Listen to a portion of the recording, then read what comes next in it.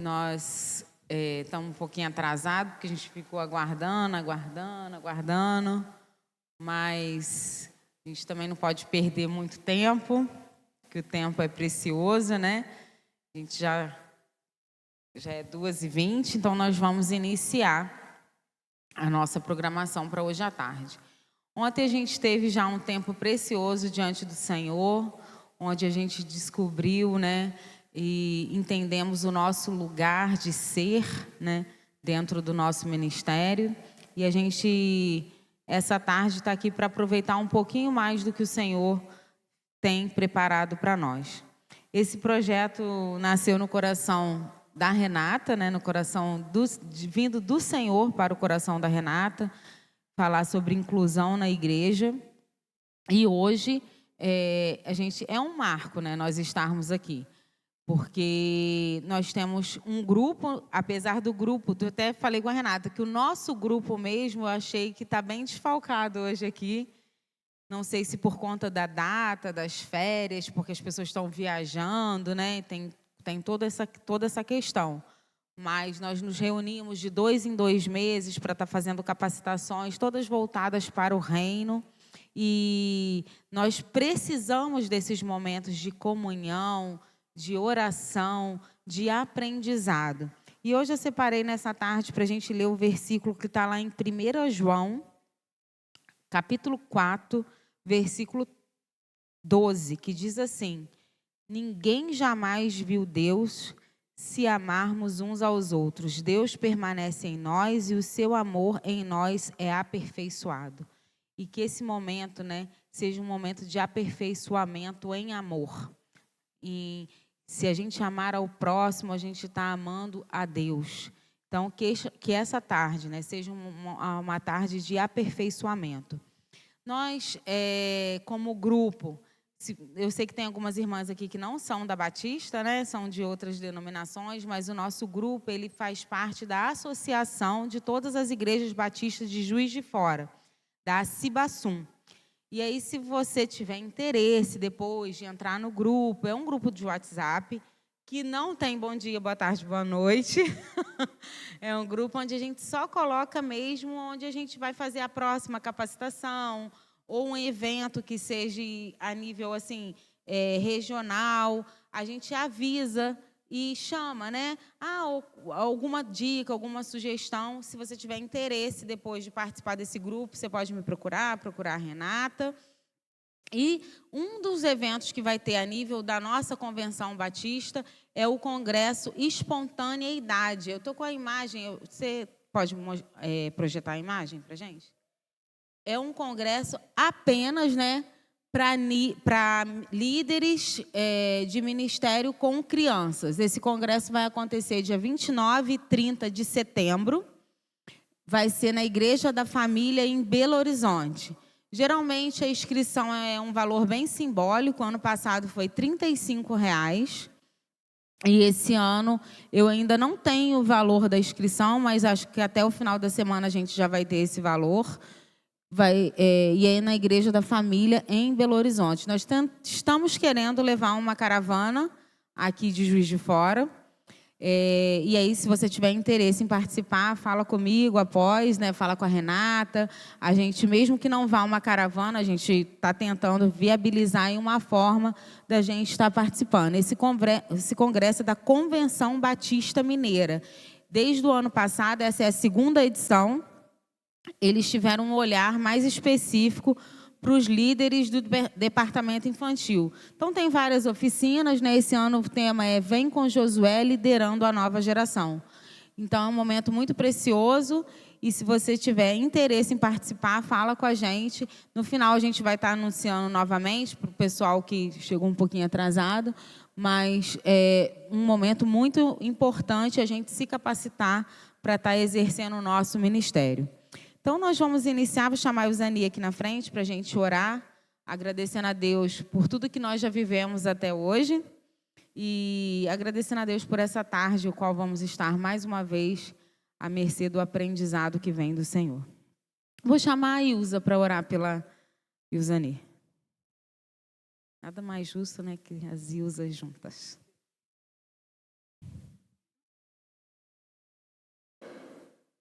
Deus, em nome de Jesus, queremos te agradecer, Senhor, pela oportunidade que temos de aprender mais do Senhor novamente. Senhor, use a tua filha poderosamente para ministrar aos nossos corações com visão do teu reino, Pai. Em nome de Jesus, fortaleça cada um aqui que tenha, ó Deus, esse desejo continuado no coração de fazer a tua obra no coração de todas as crianças, Pai. Em nome de Jesus, que possamos aprender, ó Deus, hoje para praticar ainda hoje, Pai. Porque urge falarmos do teu amor.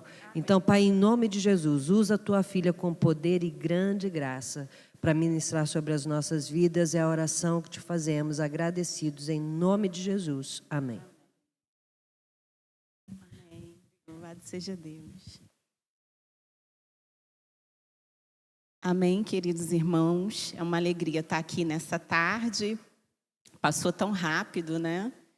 Mas confesso que eu saí daqui reverberando muitas coisas, né? Repensando muitas coisas, principalmente depois da conversa que a gente tem, depois que acaba o encontro, né?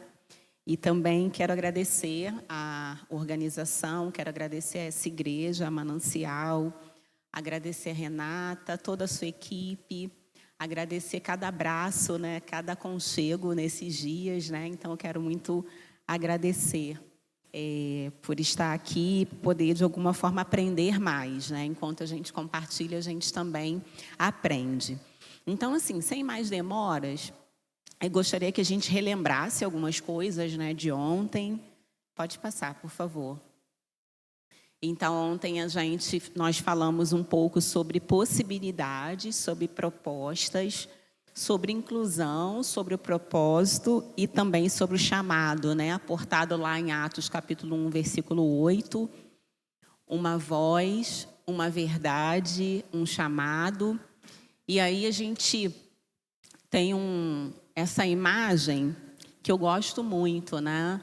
Que é uma imagem que fala na verdade, do foco do nosso propósito, né? Então, na nossa sociedade, a gente tem uma certa questão com alguns conceitos e parece que quando a gente olha para a nossa fé cristã, a gente é fragmentado. Por exemplo, às vezes a gente fala assim, não, porque minha vida secular, minha vida na igreja, minha vida... Então, assim, a gente não tem várias vidas, né? A gente tem uma vida só e essa vida, ela se revela em vários aspectos, né? Um exemplo disso é que eu sou a Ilzani, né? Sou uma pessoa, sou uma mulher.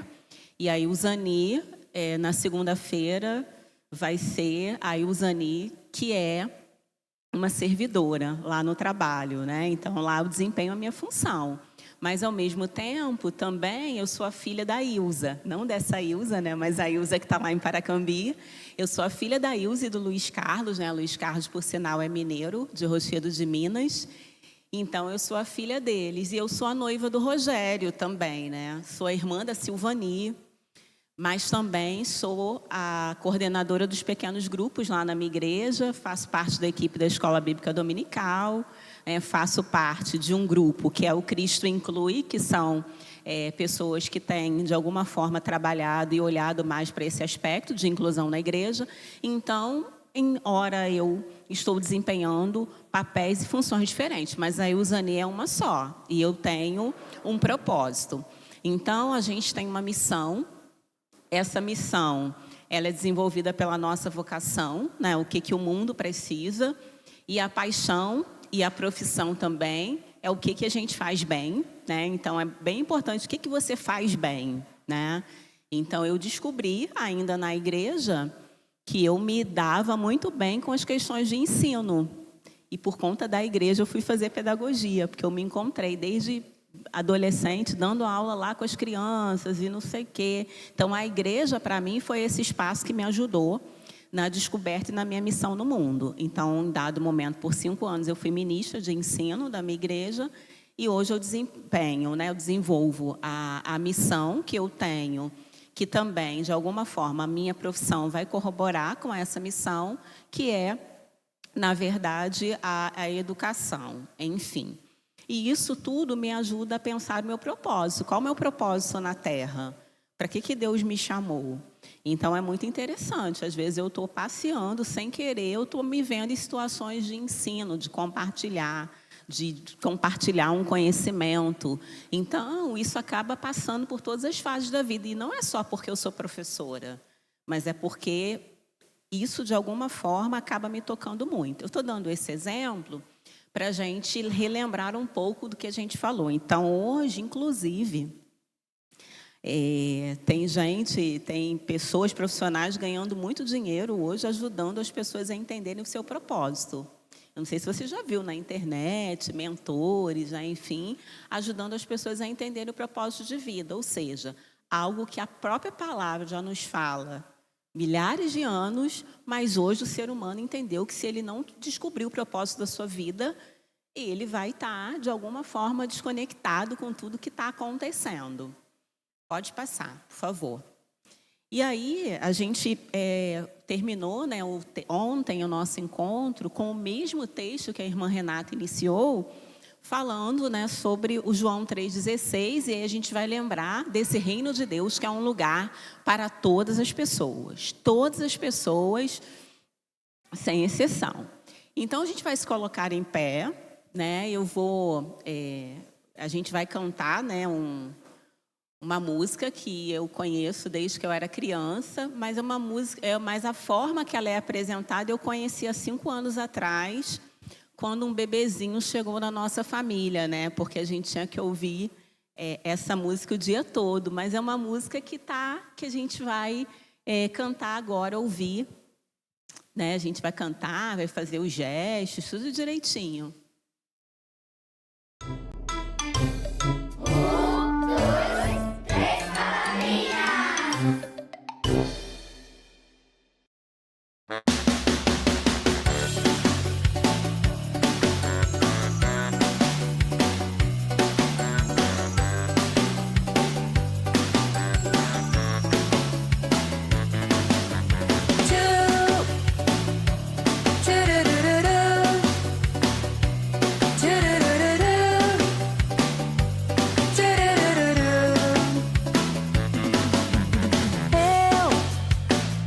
Preciso de você.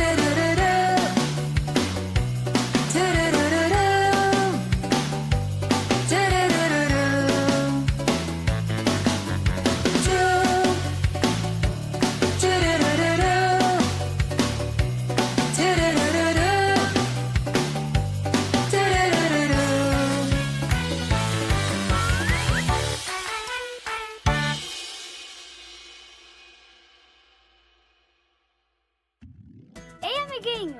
Antes de ir para o nosso próximo vídeo, se inscreva em nosso canal e vamos nos divertir.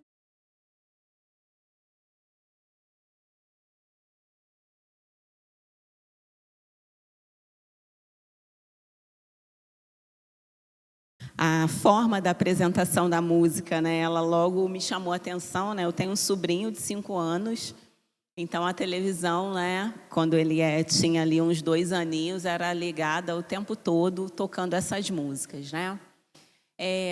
Quantos aqui conhece essas músicas há pelo menos 10 anos, 15 anos? Eu não sei quantos anos ela tem, mas ela é antiga, né?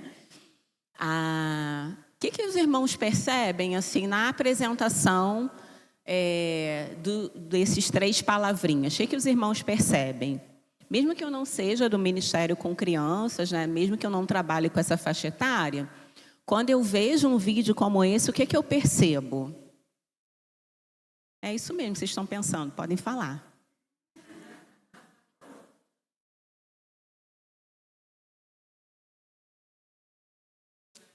Colorido. Exatamente. A palavra aqui também foi voltada para criança, acessibilidade, né?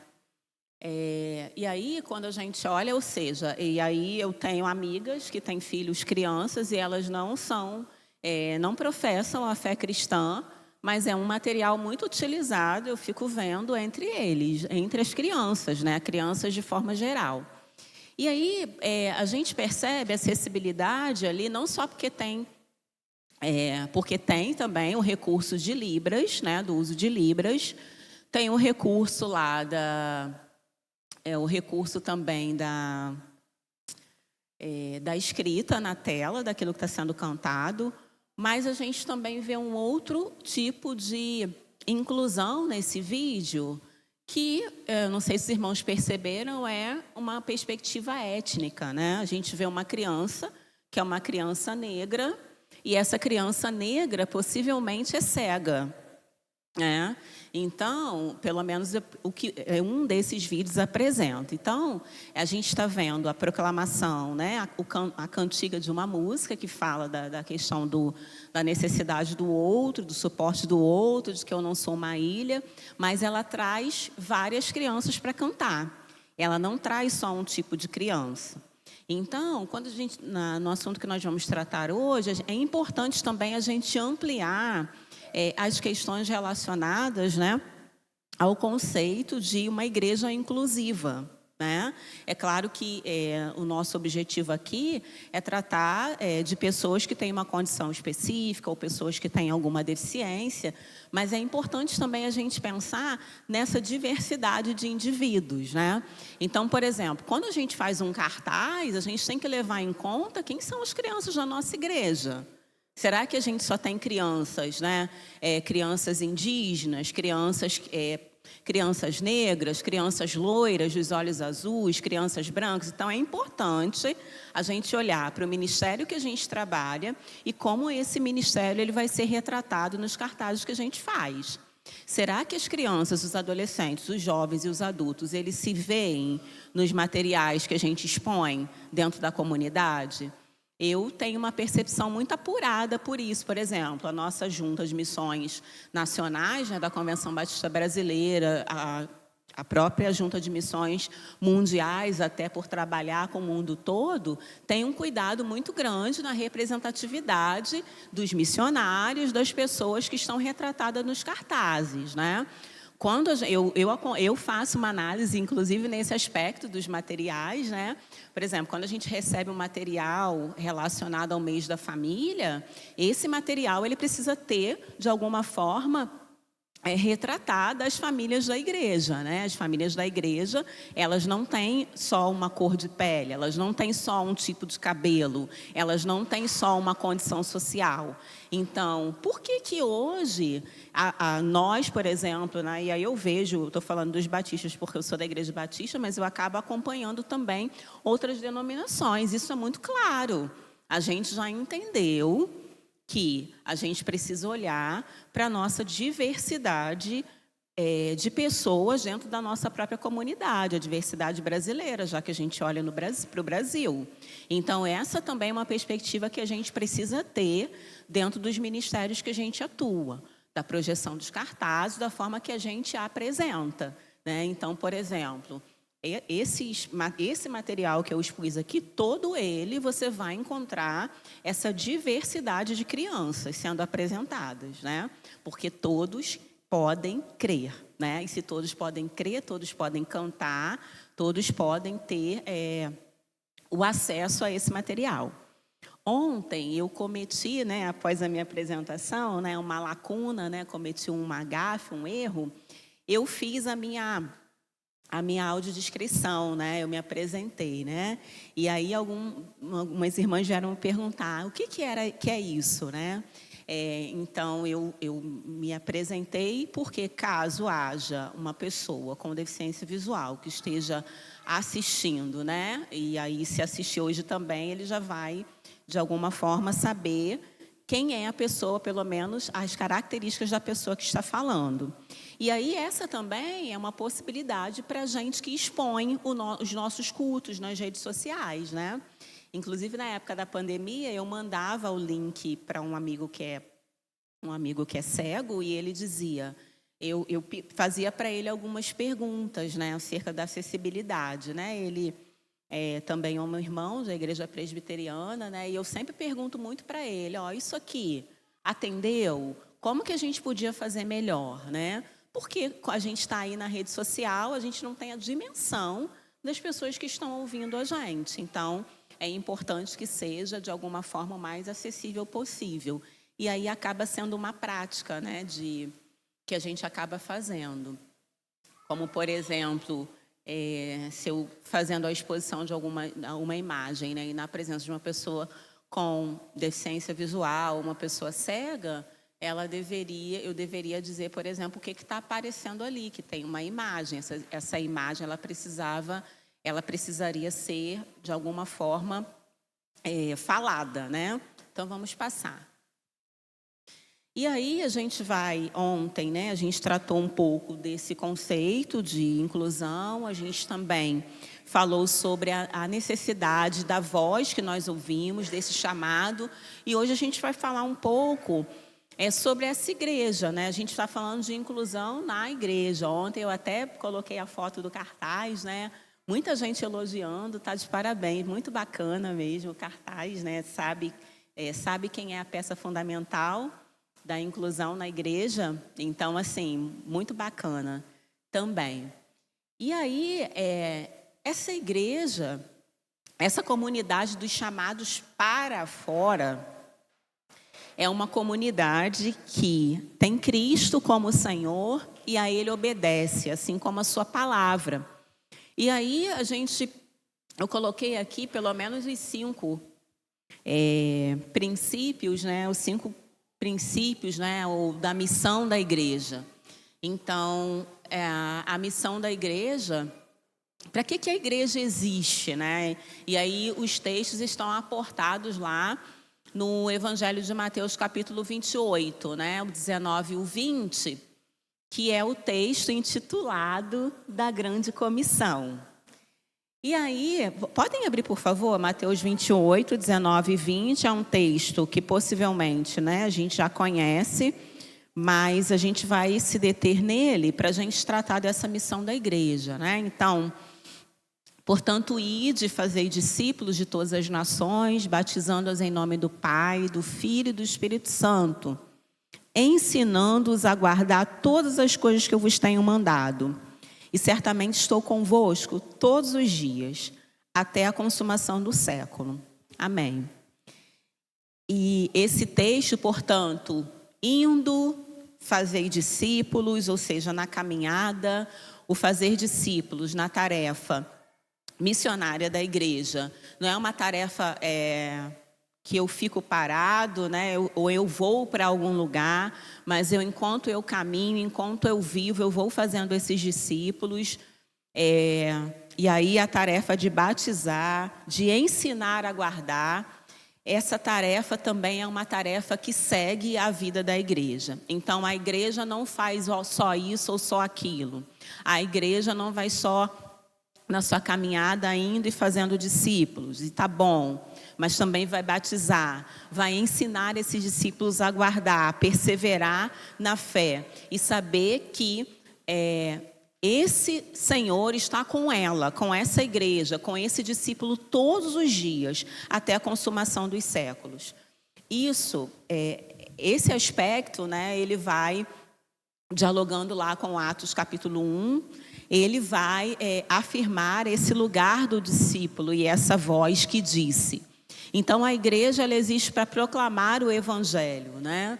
Ela existe para proclamar, mas ela existe para ensinar, ela também existe para servir, ela existe para restaurar. E aí é o texto lá de Lucas, capítulo 4, versículo 18.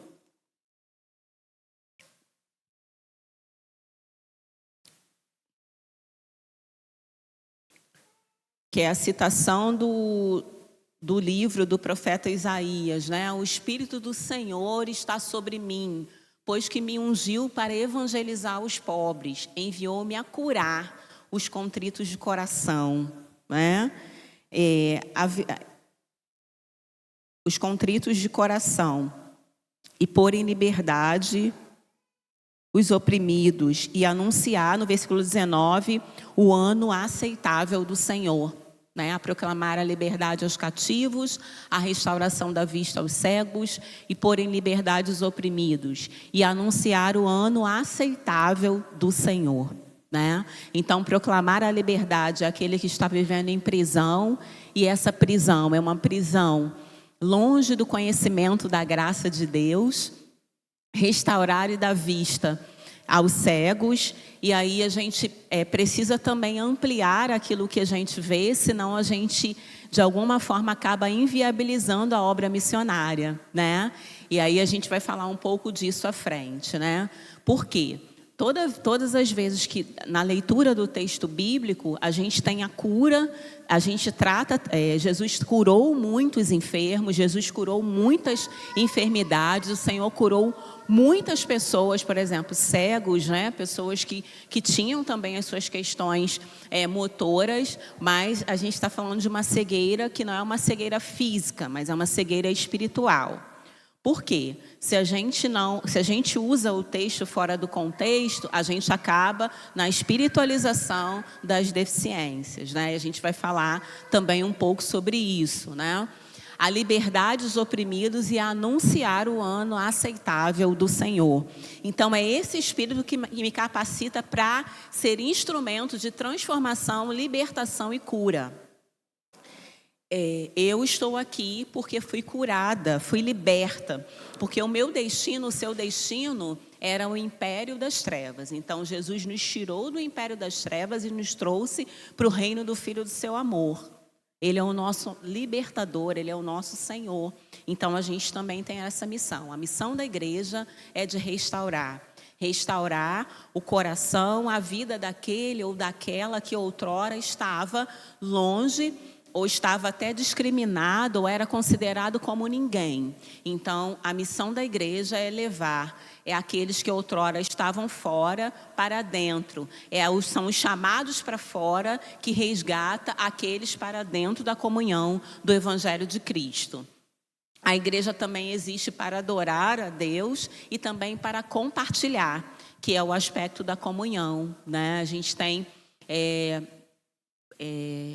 essa imagem, né, essa organização, ela é aportada na própria Bíblia, mas também no material do pastor Rick Warren, que fala de uma igreja com propósito, né, que são os propósitos bíblicos da igreja. Propósitos que não acontecem separadamente, mas eles estão acontecendo ao mesmo tempo, né? Então a igreja está proclamando a palavra, ela está ensinando, ela está discipulando, ela está servindo uns aos outros, mas de alguma forma servindo à sociedade, restaurando, adorando ao Senhor e também compartilhando, que é o aspecto da comunhão. Na comunhão nós fomos curados, né? Nós somos sarados, né?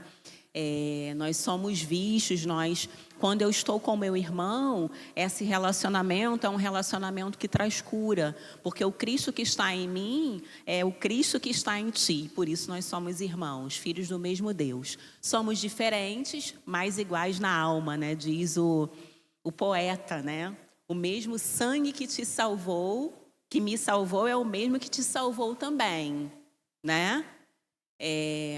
Agora o restante eu esqueci, né? Temos lutas, mas oramos uns pelos outros. E é isso que nos faz um povo feliz, né? Eu não lembro o nome do cantor, porque eu sou muito difícil disso, mas é uma música muito bonita, né? Que fala sobre somos diferentes, mas somos iguais na alma. Não somos iguais, né? Então, isso também é lindo na Igreja de Deus. Gente tão diferente, com temperamento diferente, com criação diferente, mas quando... O que o Senhor nos disse? Aí, quando diz que o Senhor nos disse, acaba com qualquer desejo meu de querer impor aquilo que eu sei, porque é Cristo que nos une. Então, isso é a igreja do Senhor. A igreja que tem Cristo como Senhor, o Cristo como seu alvo. Pode passar. E aí, a gente vai para alguns diálogos, né, no Novo Testamento. Não está aparecendo? Não? Não tem problema, não. Só um momentinho.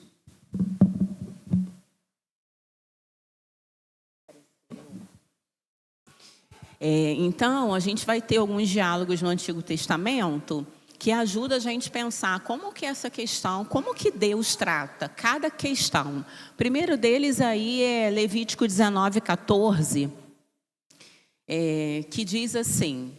Então, como que nessa cultura, como que no Antigo Testamento, alguns aspectos a gente pode trazer para a nossa discussão e para o nosso diálogo, né? Primeiro, não amaldiçoeis o surdo, nem ponhas tropeço diante do cego, mas temerás o teu Deus. Eu sou o Senhor. Então, assim, nessa perspectiva, né, a gente colocou ali que o texto diz... Não terás medo, mas terás medo é do teu Deus. Então, assim, não deficiente visual. A pessoa com deficiência visual ou deficiência auditiva, ela não pode cobrar, não pode ter a falta de respeito, né? Então, assim, não te ouve ou não ver o que fazes, mas o teu Deus está em defesa deles. Então, eles não estão vendo, não estão ouvindo, não podem ser maltratados, porque o Senhor é o justo juiz deles, né? Tem também o Êxodo capítulo 3, versículo 14, que é um outro texto, que Deus ouve o clamor também dos explorados, e aí ele diz, olha, é a Deus que deve temer, então não maltrate. Não olhe como menor, porque eu estou olhando por eles também. E aí a gente vai olhar num contexto de uma sociedade em que esses aspectos, eles não eram... Essas pessoas, elas sequer também, de alguma forma, assim como mulheres e crianças, não eram contados, não tinham essa questão da importância, né? E aí a gente pode olhar para isso também, de um Deus que olha todas as pessoas e as protege.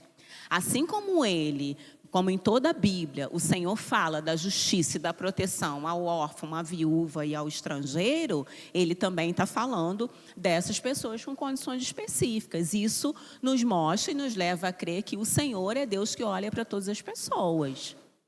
E que todas as pessoas são fruto da sua criação, né? E aí, o Deuteronômio 27:18. Maldito, de novo, né? Quem desviar o cego do seu caminho, e aí essa maldição se encontra entre daquele que rouba a terra do vizinho. Então, era a mesma medida para todo mundo. Tanto quem colocar tropeço ou brincar com alguém que é cego, mas também alguém que rouba a terra do vizinho. E o que diz respeito aos direitos do migrante, do órfão e da viúva, das quais Yahvé é o defensor. E aí a gente também tem lá o Salmo 46 que vai tratar sobre isso, né? Então, logo ano passado, quando eu vi aqui, né, eu tinha acabado de passar por uma experiência com uma agência. Na verdade, eu estava na caminhada com a experiência com uma missão chamada Como Nascido Entre Nós, né? Que é uma agência que trata de refugiados, né? Uma agência missionária que trabalha com refugiados, né?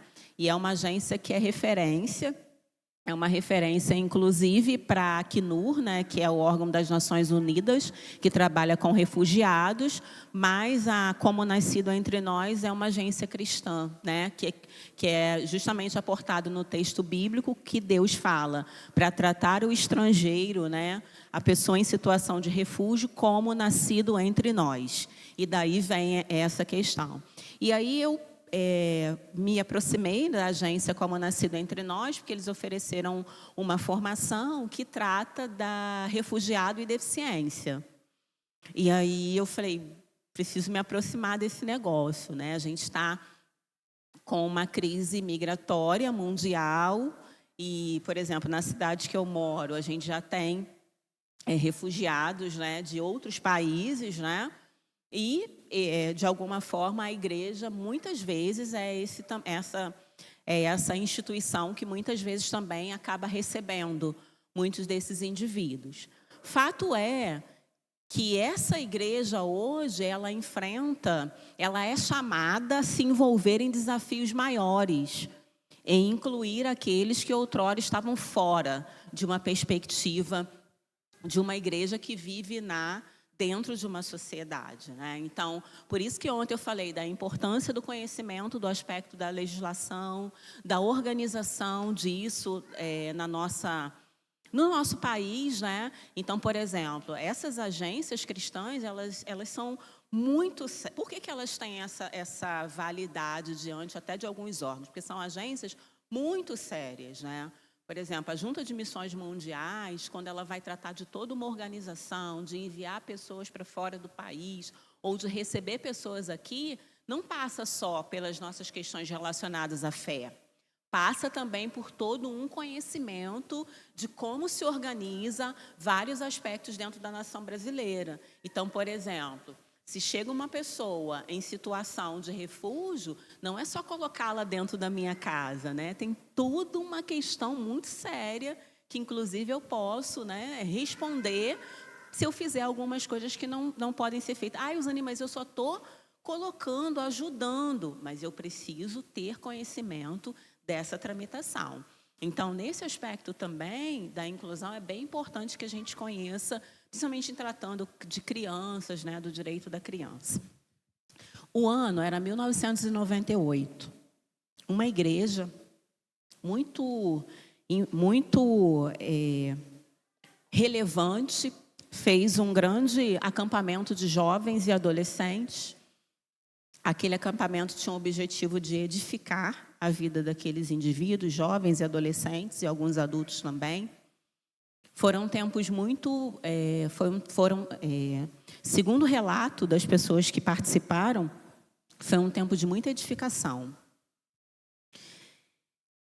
E o retiro corria muito bem quando, no último dia, após o almoço, após passar um tempo do almoço, os jovens, adolescentes e os participantes tinham um tempo livre para ficar dentro de uma piscina e fazer várias confraternizações.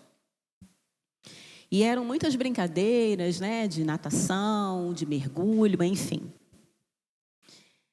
Só que dentre os participantes daquele acampamento de jovens, havia uma jovem com deficiência intelectual, que tinha, na verdade, comprometimento cognitivo, né? Era uma jovem de quase 30 anos e tinha o seu comprometimento cognitivo e fazia parte da membresia daquela determinada igreja que fez o acampamento. E ela era uma pessoa muito alegre, onde ela estava, as pessoas estavam brincando, fazendo várias brincadeiras. E, em dado momento, o comportamento daquelas pessoas com aquela jovem, mesmo sem perceber, é como se ela fosse uma espécie de bobo da corte, né? Que estava sempre alegrando os ambientes, né? E aquela jovem, ela tinha uma brincadeira, né? Principalmente em ambientes de piscina, de ficar contando os minutos lá embaixo d'água, né? E aí, as pessoas não levavam mais em consideração porque ela fazia sempre essa brincadeira. Só que nesse dia, último dia do acampamento da tal igreja, essa jovem fez essa mesma brincadeira, só que ela não voltou. E aí, numa tentativa de reanimação, levar para o hospital, essa jovem veio a óbito. E essa jovem era uma jovem com deficiência intelectual.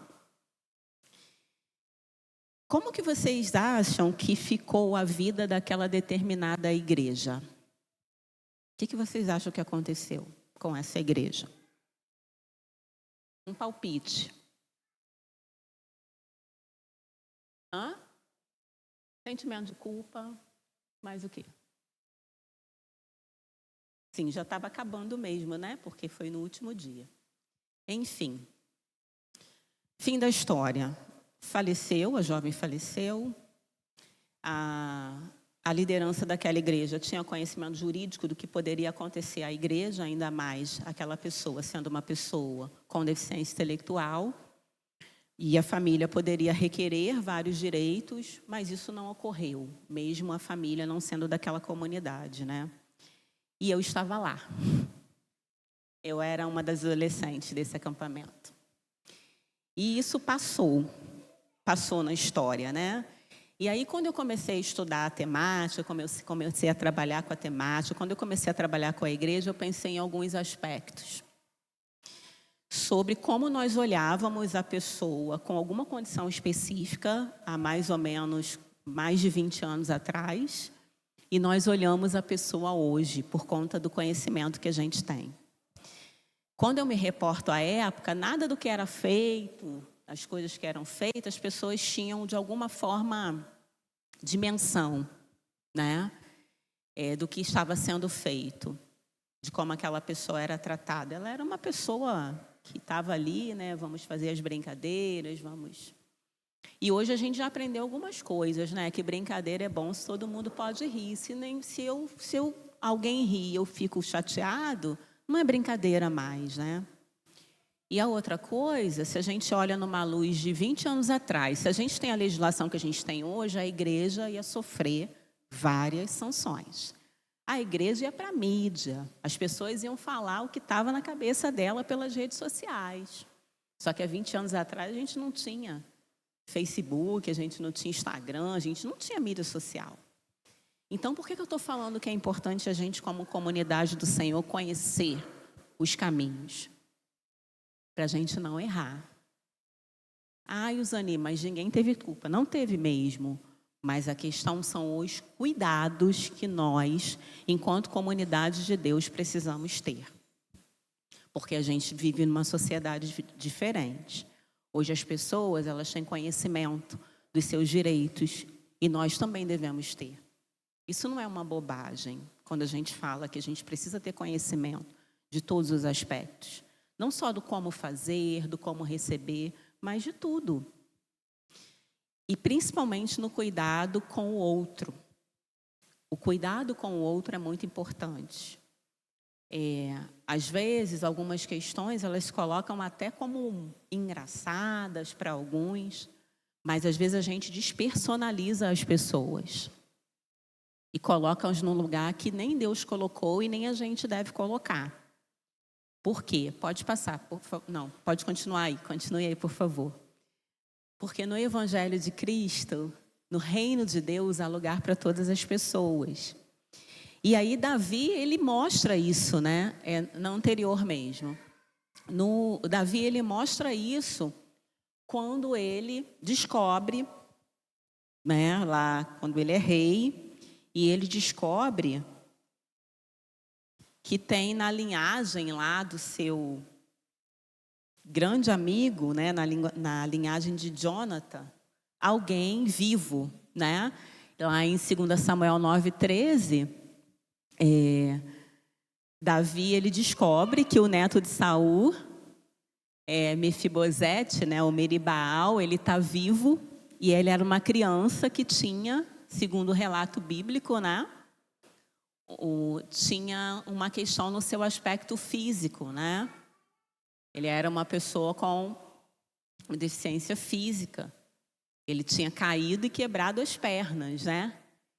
E aí, esse é um dos textos que eu gosto muito do Antigo Testamento, porque é um texto que fala que Davi coloca essa pessoa em um lugar. Aí a gente vai olhar para a época, para a sociedade, e olha o que Davi vai fazer. Lá em 2 Samuel 9:13. Vou ler o texto.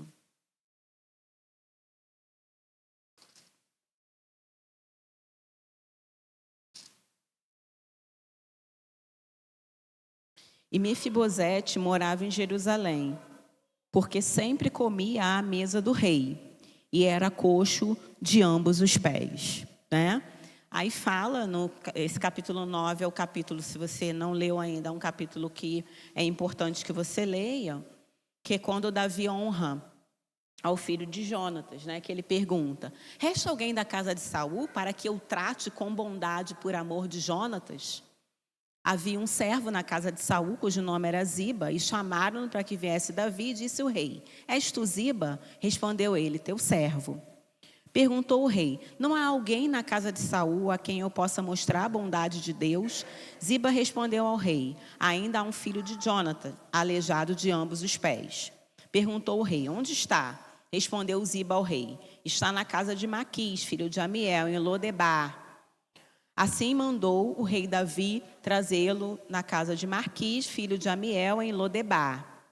Vindo Mefibosete, filho de Jonatas, filho de Saul, a Davi, prostrou-se com o rosto em terra e se inclinou. Disse-lhe Davi: Mefibosete. Ele respondeu: teu servo. Disse-lhe Davi: não temas, pois de certo usarei de bondade contigo por amor de Jonatas, teu pai, e te restituirei todas as terras de Saul, teu pai, e tu sempre comerás pão à minha mesa.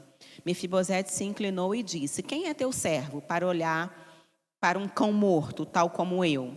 Então o rei chamou a Ziba, servo de Saul, e lhe disse: tudo que pertencia a Saul e toda a sua casa, dei ao filho do teu senhor. Trabalhar-lhe-ás a terra, tu e teus filhos e teus servos, e recolherás os frutos para que o filho do teu senhor tenha pão para que coma. E Mefibosete, filho do seu senhor, sempre comerá pão à minha mesa. Tinha Ziba 15 filhos e 20 servos. E aí vai para o texto. E Mefibosete morava em Jerusalém, porque sempre comia à mesa do rei e era coxo de ambos os pés. Então, a gente pode perceber algumas coisas nesse texto. Primeiro, a relação, né, a ênfase na condição de Mefibosete, né?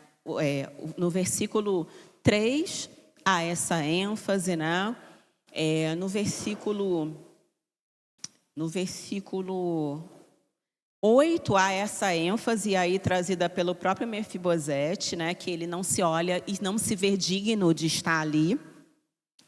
E depois, uma outra referência no próprio versículo 13, que mais uma vez afirma a condição de Mefibosete, né? Então, esse texto nos ajuda a entender. E a outra coisa era a cidade onde Mefibosete estava, né? Que Lodebar era a cidade do não falar, era a cidade do silêncio, né? Então, assim, ele era silenciado, né? Como se ele fosse silenciado e silenciado ainda na sua condição. Então, esse texto ele é muito forte, porque essa pessoa, primeiro, ela não se via como ninguém por conta da sua condição, por conta da sua história, e ela foi chamada pelo rei para estar à mesa e comer todos os dias. E esse é o chamado que o Senhor tem para nós enquanto a igreja. Nós fomos chamados a estar à mesa do Senhor, todos nós. E o Senhor não quer deixar ninguém de fora.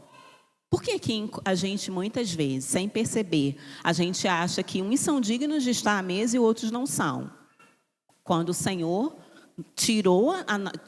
nos tirou da condição que éramos, né? De merecedores, de estar no império das trevas, nos resgatou do império das trevas e mudou a nossa condição, nos trouxe para o reino do Filho do seu amor. Por que a gente ainda hoje afirma em colocar, em chamar para a mesa, em chamar para dentro, muitas vezes só aquele que a gente acha que é ou não é? Então, esse texto também afirma a nós, né, no Antigo Testamento, como Davi ensinou e como essa geração de Mefibosete foi marcada pela bondade de Davi. Porque se a gente for fazer um resgate bíblico aqui, né? Davi e Mefibosete, Davi e Jonatas, eles tinham uma amizade de alma, né? Isso aqui é uma lealdade que passou de geração a geração, né? Então, assim, eles eram amigos, né? Muitos querem deturpar essa amizade, levar para um outro lado, né? Mas eles eram amigos, né? E é uma perspectiva de que o Senhor nos chama mesmo, né? A estarmos juntos, a estarmos próximos. E é uma lealdade que ultrapassa, né, gerações, né? E é muito interessante, né, ver, né, as pessoas que têm mais idade, né? Não, esse aqui era o filho do fulano. Ah, não, se você é filho do fulano, então vem aqui, né? Não, eu sou neto, né? Eu vi a minha cidade lá em Paracambi, a cidade bem pequenininha. Então, às vezes a pessoa os mais velhos têm a mania de perguntar: filho de quem, né? Quem era o seu avô? Aí eu falo: eu sou Ilzani, né? Sou filha da Ilza. A Ilza é filha do seu Jair. Nossa, filha do seu Jair. Nossa, amava o seu avô. Não, você é filho do seu Jair, né? Você é neta do seu Jair, é gente boa, né? Pode vir aqui, pode entrar. Só que aqui já tinha várias gerações tinham passado e Davi veio e resgatou, né? E resgatou. E trouxe essa pessoa que se achava também como um nada. Quem sou eu para teres olhado para um cão morto como eu? E ele falou: olha, tudo que pertencia a Saul e da tua casa eu vou dar ao filho, né, do seu senhor. Vem e senta à mesa. Nós fomos convidados à mesa. E a missão proclamadora do Senhor é chamar outros também para participar à mesa, né? Ontem a gente ouviu o relato da Tati, né, da Tatiane, eu conheço o filho dela, um adolescente. É um adolescente que crê, né? Um adolescente que fala de Jesus onde quer que ele esteja, para o professor, para a pessoa na rua, ele fala. É o que ele tem aprendido todos os dias, né? É a minha igreja. Então, os adolescentes que eu participo é o meu pastor, é o meu líder. Então, é bem importante, né, a gente ter essa visão. E principalmente se eu tenho a visão de que eu sou resgatado, eu sou indigna também. Então, indigno por indigno, todos nós somos. Independente da condição, o Senhor nos chama à mesa. E aí a gente tem esse exemplo em Jesus, pode passar. Que os ensinamentos de Jesus, ele acabou vendo pessoas onde ninguém via, ouvindo, né, quando a maioria não conseguia ouvir. Ele foi persistindo corajosamente, combatendo o bom combate, lutou pela justiça, pela paz, né?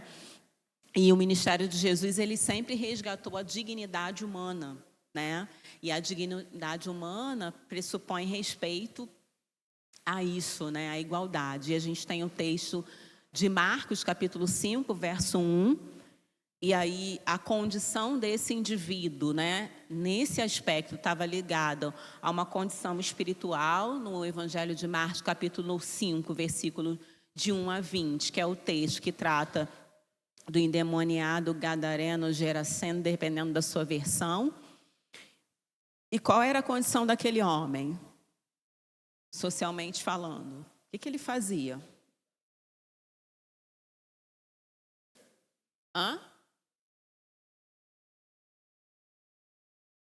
Exatamente. Fora da sociedade.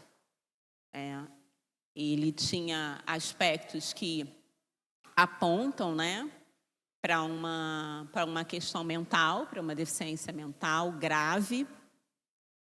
É claro que no texto, né, a condição dele está aportada à presença de espíritos imundos.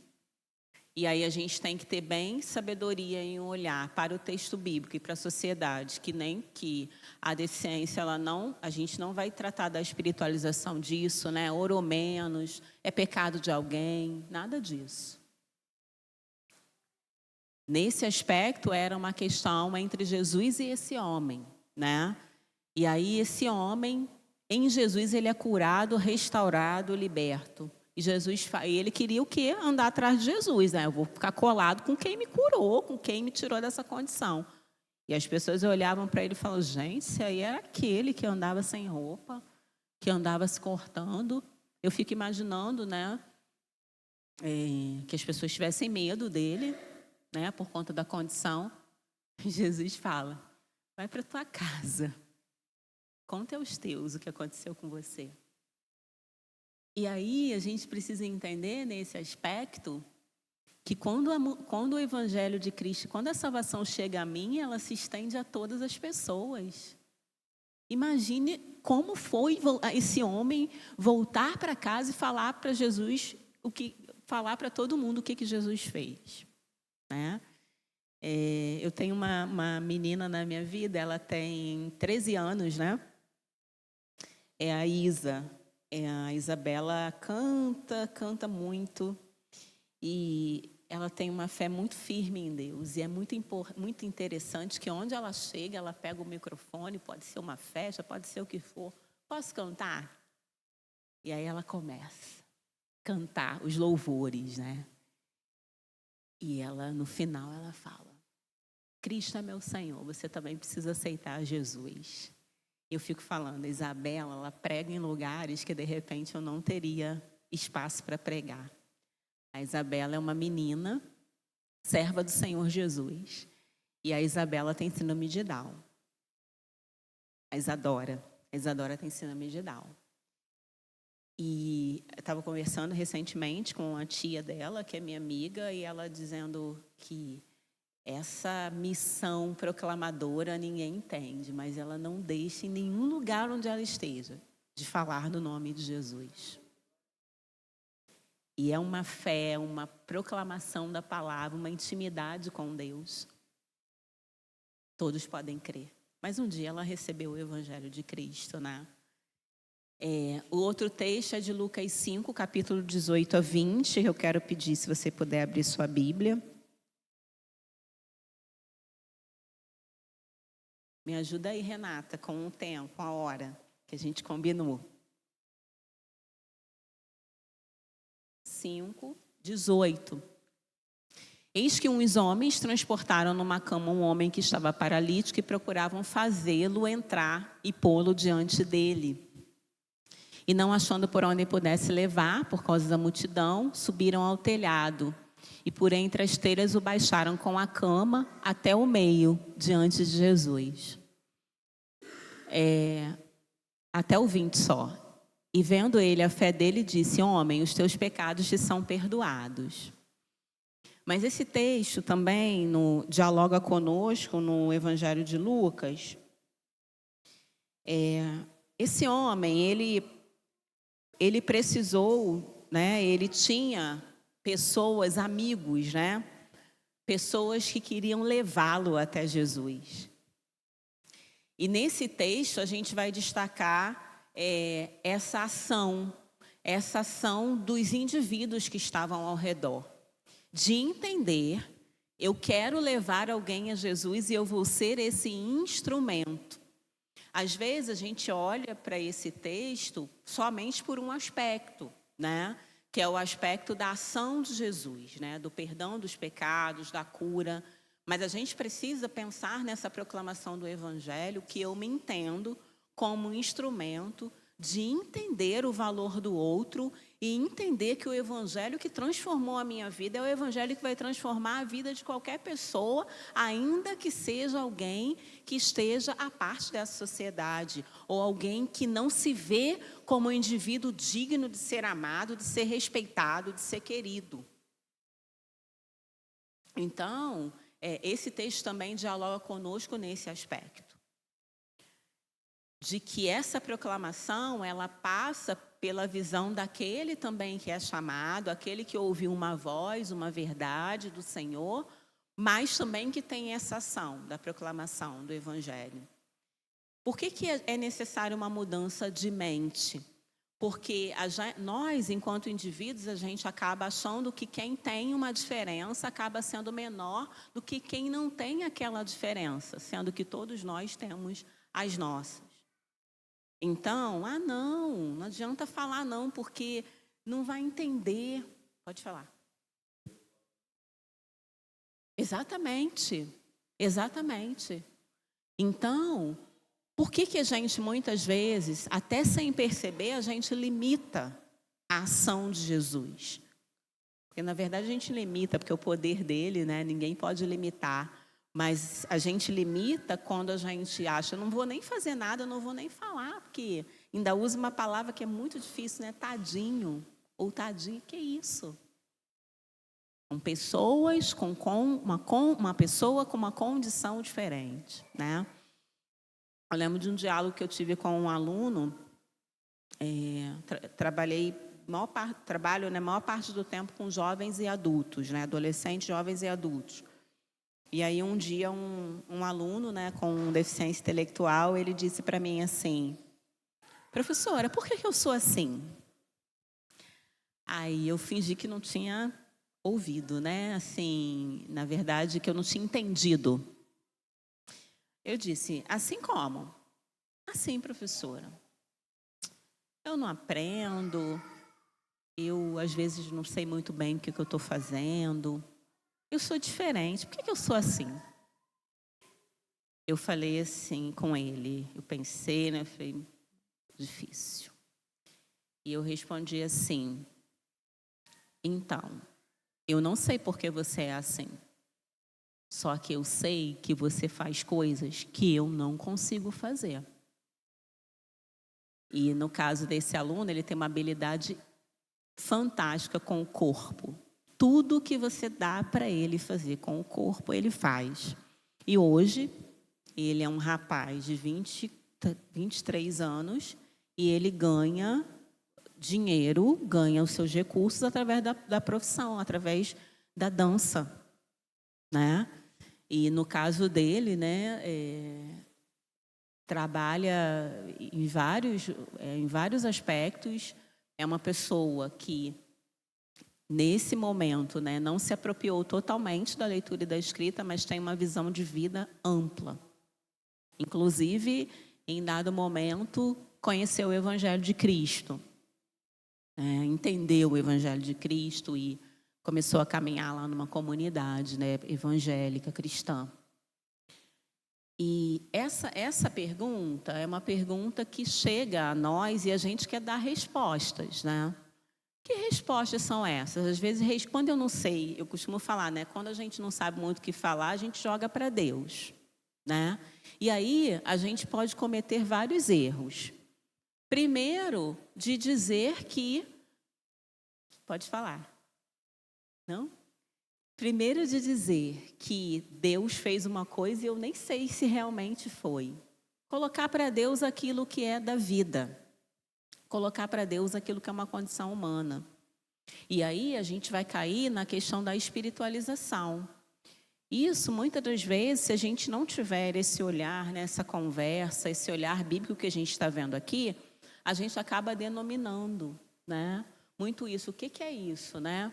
Principalmente com questões relacionadas àquilo que a gente não entende. Por exemplo, não compreende. Por exemplo, as questões relacionadas ao autismo, que é um funcionamento diferente, né? Um funcionamento diferente do cérebro humano, que a gente tem estudos e pesquisas ainda muito recentes, mas a gente já caminhou bastante acerca da descoberta, né? E aí um exercício muito interessante é você ouvir uma pessoa que é verbal falar sobre como que ela pensa, né? Então, assim, como que ela pensa, questão bastante concreta, a pessoa não tem uma diferença na questão da abstração. Então, as coisas têm que ser muito claras, muito explicadas. No caso das crianças, né, comandos simples. Às vezes, né, a gente, em casa, assim como com as crianças, né, faz isso, faz aquilo outro. Para eles é necessário um comando de cada vez, né, para que esse cérebro entenda, apreenda, dá muitas informações ao mesmo tempo. A gente acaba dando muitas informações, dependendo do indivíduo, ele pode se desorganizar, ou seja, expressar esse sentimento de uma forma diferente, né, ou através da agressividade, ou através ficando bastante desestabilizado. Então, uma outra pauta é conhecer um pouco da característica das condições. Isso não resolve, mas auxilia. Lembra do exemplo que eu dei ontem, né? A perspectiva das atendentes de que todas as pessoas com autismo elas agem igual, né? Tanto que a designação da legislação ela vai mudar de portador para a pessoa com. Por quê? Antes de quaisquer condições, tem uma pessoa. Antes da deficiência, tem uma pessoa. Antes da condição específica, tem uma pessoa com um nome, um endereço, um CPF, uma família. Por isso que eu não posso entender todos os indivíduos como iguais. As características podem ter características que colocam o indivíduo dentro daquele mesmo espectro, mas as pessoas são diferentes. Então, é importante a gente entender esse aspecto no nosso exercício, né?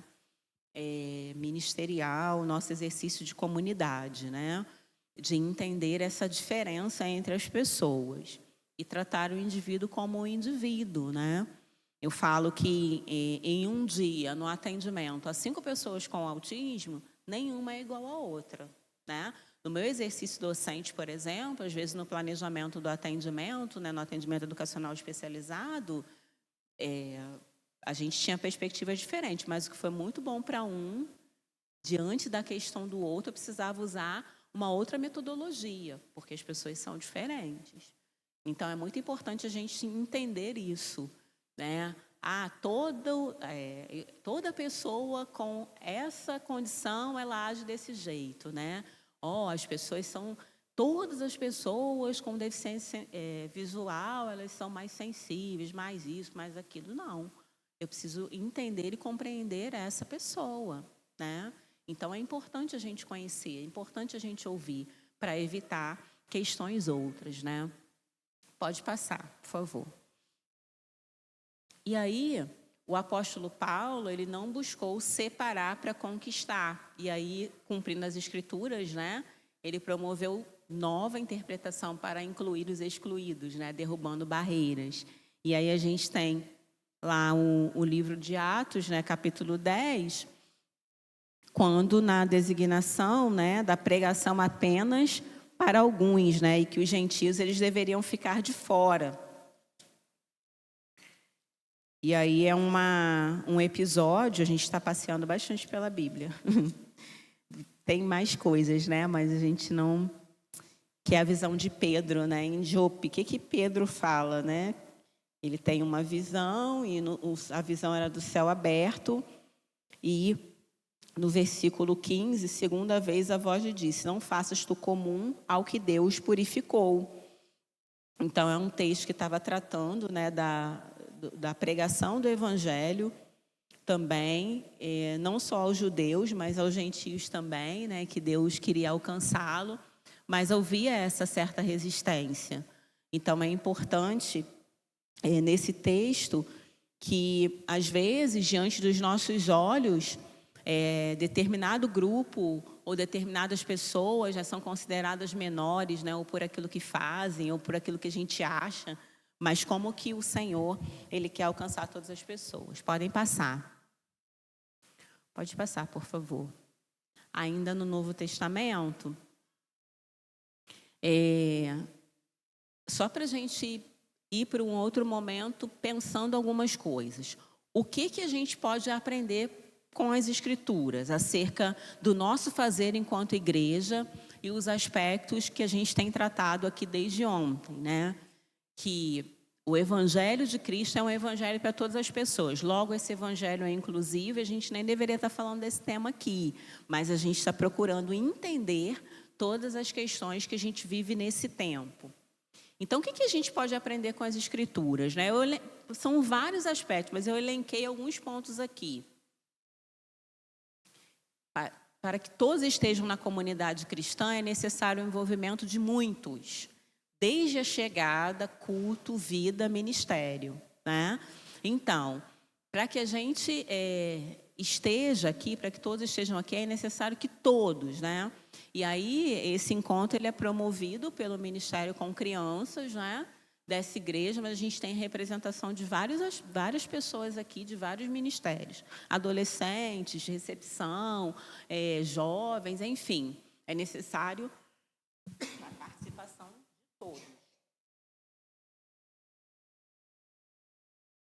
E a gente estava até falando um pouco disso, né? Se chega uma pessoa vindo à igreja, por exemplo, com uma família que tem uma criança e que essa criança tem o transtorno do espectro do autismo e ela tem as questões relacionadas à sensibilidade auditiva e é um lugar desconhecido. Então, se quem está lá recebendo não tiver um olhar mais sensível, essa pessoa, às vezes, nunca mais volta, né?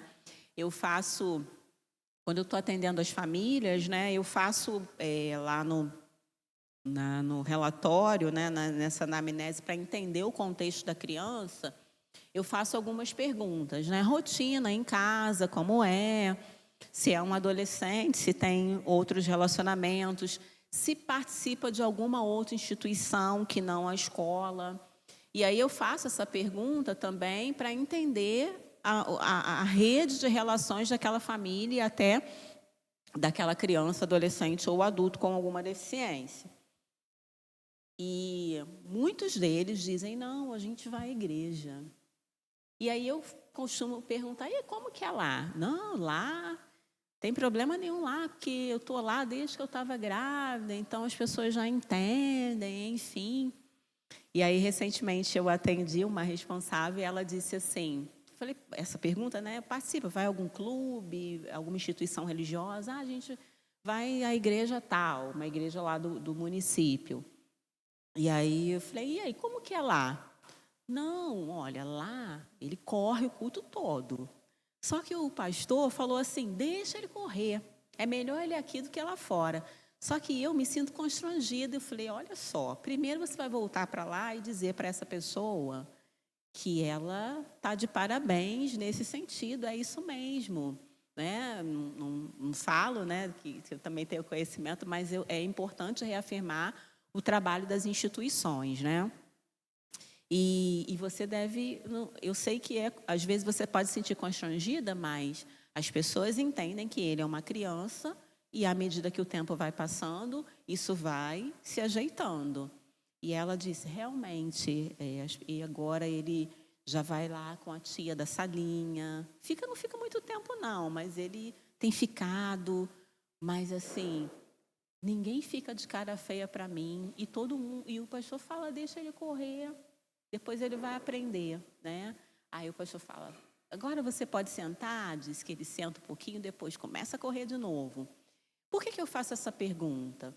Porque a igreja também tem um papel social. Às vezes a criança está denotando algumas questões lá na instituição escola, mas são questões que na igreja, por exemplo, ela já avançou e muito. Por quê? É o convívio, é o acolhimento, é um espaço que eu já conheço, muitas vezes é um espaço que é marcado pela afetividade, né? Pelas relações. Então, a gente não pode minimizar o papel social da igreja. E eu tenho falado muito disso, inclusive em espaços acadêmicos. Porque, para além de uma instituição religiosa, além das questões religiosas, a igreja é uma instituição dentro da sociedade, né? A igreja é uma instituição também. Então, a gente tem também entendido esse papel social da igreja, né? Que é essa família que, às vezes, não se sente acolhida em lugar nenhum, mas a igreja vai ser, muitas vezes, pelo menos nessas entrevistas que eu tenho feito, é o único lugar que ela vai se sentir acolhida e que ela vai ter relacionamento, né? Pode passar, por favor. Ah, não, é aí mesmo, desculpa. Uma outra possibilidade, né, nesse diálogo, entendendo que todos nós somos muito importantes, né? Então, assim, vai adiantar. Não é que não vai adiantar, é que vai ser muito menos efetivo se só os ministérios específicos estiver com a visão e não a igreja como um todo. Então, uma outra coisa cada pessoa é uma pessoa, conheça a pessoa, né? Então, o João é diferente do Pedro, que é diferente da Ana, que é diferente daquele outro adolescente que já cresceu aqui, de alguém que está chegando. Então, cada pessoa é uma pessoa. Então, a gente precisa ter empatia. Não é fácil, mas a gente precisa conhecer. É necessário acolhimento e apoio mútuo. Não sei o que fazer? Se eu puder acolher, já vai ser bem bacana, já vai ser um passo, tá? Cada um deve fazer o melhor dentro da sua área de atuação. Faltou o azinho ali, né? Sua área de atuação. Então, qual é a minha área de atuação dentro da minha comunidade de fé, dentro da minha igreja? Cada um fazendo o melhor dentro da sua área. Porque quando a gente se junta, isso fica fenomenal. Então, se eu trabalho no ministério com crianças, quanto mais eu conheço sobre a infância, quanto mais eu conheço sobre os aspectos relacionados à infância, isso vai me auxiliar. Adolescentes, jovens e adultos, né? Quanto mais eu conheço das questões específicas, isso vai me auxiliar também, tá? As famílias, elas acabam fornecendo informações imprescindíveis, né? Sobre o indivíduo, as preferências, a rotina, os acompanhamentos. E aí a gente precisa, por exemplo, trabalhando em condições, pessoas com condições específicas, por exemplo, o autismo, por exemplo, mas isso é para todas as crianças. Eu preciso estar atento às alergias, às questões relacionadas à seletividade alimentar, à sensibilidade auditiva, a questão também dos usuários de cadeira de roda. Então, assim, como que a gente vai organizar isso, né? Então, por exemplo, não é um fato de não ter acessibilidade hoje que daqui a alguns anos não possa ter, né? Igual, por exemplo, né, ontem até a irmã falou, por exemplo, o prédio que a gente está, se a gente tivesse uma pessoa usuária de cadeira de roda, a gente precisaria auxiliá-la a subir. Mas a gente sabe que isso não é para sempre, né? Que a igreja, na sua caminhada, ela também vai ampliar esse aspecto da acessibilidade, né? De repente, em outro espaço, mas se essa pessoa estiver aqui, ela vai ser muito bem-vinda, né? Mas vai ajudar a igreja também como um todo a pensar nesse aspecto, né? Porque isso também tem a ver com o próprio indivíduo, né? A questão da autonomia. A gente tem lutado muito pelas questões de autonomia, né? Ninguém, principalmente a pessoa que é adulta, né? Que alguém leve para cima e para baixo, a não ser que seja uma real necessidade, mas a pessoa quer ter autonomia. Então, é muito importante ouvir, né, as pessoas nesse aspecto também. Não espiritualize a condição da criança, jovem ou adolescente, né? Se é uma criança, né, a gente vai orar o tempo todo, mas a gente não vai culpabilizar. Será que tem algum pecado, por isso que nasceu assim? Será que o pai, né? A gente tem no texto bíblico, né?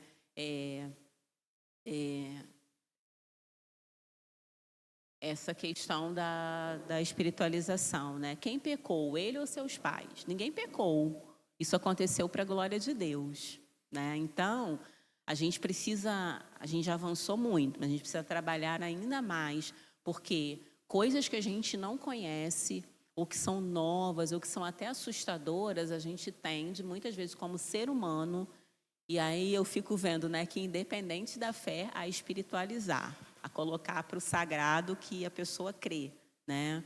Então, é muito importante. Por quê? Principalmente nesse tempo em que a gente tem um crescimento muito grande de diagnósticos na infância. Tem a questão do luto, as famílias não sabem o que fazer, ninguém projeta, né? Ninguém espera uma criança com uma condição específica. Então, já tem todas as questões emocionais que envolvem. Se eu ainda não tiver sabedoria e falar coisas que não vão contribuir, isso também pode afastar, inclusive, alguém da fé, né? Então, a gente lembra muito do relato de uma das irmãs, né, do ministério, que ela disse que a criança dela chorava muito quando era bebezinho, né? E as pessoas falavam muitas coisas, né? Pode estar com isso, pode ser um espírito ruim, pode ser não sei o quê. E ela, né, falava, Senhor, mas isso. E depois, nesse diagnóstico, ela foi descobrindo que a criança era uma criança com autismo. Então, tinha sensibilidade auditiva, então, é tudo muito incômodo, chorava muito. Então, a gente tem que ter muito cuidado, pedir ao Espírito Santo. Se eu não sei o que falar, é melhor que a gente não fale nada. Ou que abrace, ou que fale, o que eu posso te ajudar? Né? Então, e também não é pena, dó, é empatia. Porque a pena, ai, coitado, né? Eu vou lá, ajudo, não tem mais compromisso. Por quê? Tem mais a ver comigo, em pagar uma dívida para a minha mente. Agora, se eu tenho empatia, eu me comprometo. Por isso que a empatia é diferente da pena, da dó. Então, a gente precisa deixar também isso muito claro. Aquela família, ela não é uma família indigna ou digna de pena. Ela só tem uma condição diferente. Aquela criança tem uma condição diferente. É uma pessoa. Então, não é o coitadinho. Ah, tadinho, né? Já tem essa questão. Pode falar, por favor.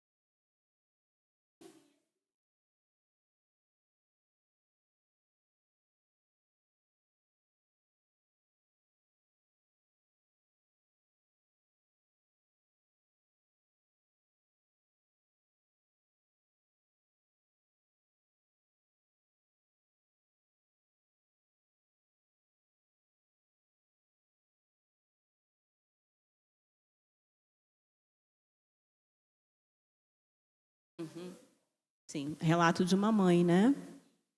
Isso, então, ajuda muito nesse aspecto, ouvir o outro, né? Ouvir essa trajetória. E hoje, essa expansão de ouvir e de falar sobre isso também é algo que a gente tem entendido, eu tenho entendido nesse tempo que a igreja tem atendido o chamado de Deus. Eu penso que neste local, na comunidade do Senhor, muita coisa tem acontecido, só que isso não está na mídia, né? Então, é muito importante a gente ler mesmo, né, como o livro que foi também colocado aqui, esse relato. E importante também a gente divulgar o que a gente tem ouvido aqui. Tem gente que já está numa caminhada de estudos, né, de pesquisa, de entender mais essa questão do ministério na igreja. E é importante a gente compartilhar também, né? E a gente vai, de alguma forma, ampliar esse debate, né? A cura, né? Que a gente... porque vai ser curado, né? E aí, curar é tirar. Porque se também... às vezes, essa palavra cura, ela está mais assim, como eu não sei lidar, não é só uma questão de fé, mas é uma questão de que o que eu não sei lidar, eu preciso também denominar. Quando eu faço isso... Na verdade, eu digo mais sobre eu do que sobre a pessoa de Cristo, né?